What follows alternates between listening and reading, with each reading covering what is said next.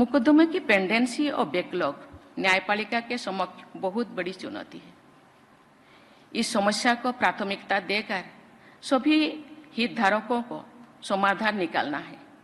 मुझे ये जानकर प्रसन्नता हुई है कि इस सम्मेलन के एक सत्र में केस मैनेजमेंट से जुड़े कई आयामों पर चर्चा हुई है। मुझे विश्वास है कि इस चर्चाओं के व्यवहारिक परिणाम सामने जरूर आएंगे।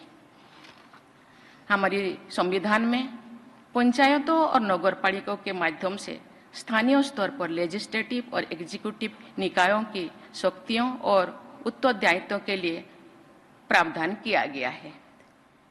क्या यही प्रावधान इन्हीं के समतुल्य स्थानीय स्तर पर न्याय व्यवस्था के बारे में भी सोचा जा सकता है?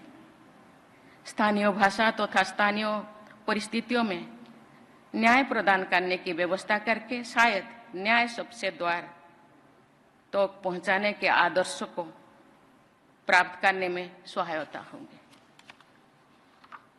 मुझे लगता है कि इस सम्मेलन में जनपद न्यायाधीश के साथ साथ सभी उच्च न्यायालयों के मुख्य न्यायाधीशों की भागीदारी से जनपद स्तर की न्याय प्रक्रिया को बाधित कर रही समस्याओं के व्यवहारिक समाधान स्पष्ट हुई होगी।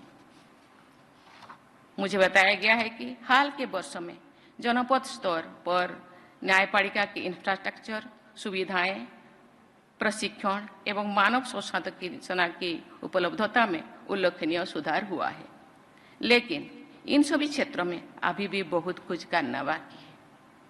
मुझे विश्वास है कि सुधार के सभी आयामों पर तेजी से प्रगति होनी चाहिए।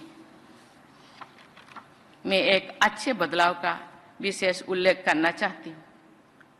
मुझे ये जानकर बहुत प्रसन्नता हुई है कि हाल के वर्षों में जुडिशियल ऑफिसर्स के चयन में महिलाओं की संख्या बढ़ी है। इस वृद्धि के कारण कई राज्यों में कुल जुडिशियल ऑफिसर्स की संख्या में महिलाओं की संख्या 50% से कहीं अधिक है। मैं आशा करती हूं कि न्यायपालिका से जुड़ी सभी लोग महिलाओं के विषय में पूर्वाग्रह से मुक्त विचार, व्यवहार और भाषा के आदर्श उदाहरण प्रस्तुत करेंगे।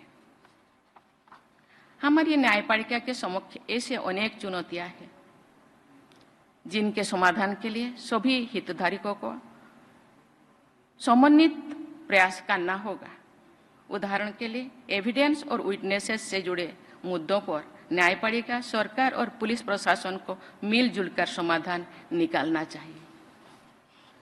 देवियों और स्वजनों, ये हमारे सामाजिक जीवन का एक दुखद पहलू है कि कुछ मामले में साधन संपन्न लोग अपराध करने के बाद भी निर्भीक और निश्चत घूमते रहते हैं।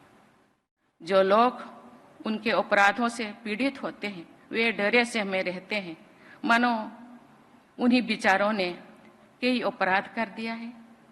महिला पीड़िताओं की स्थिति और भी खराब होती है क्योंकि प्रायः समाज के लोग भी उनके साथ नहीं देते।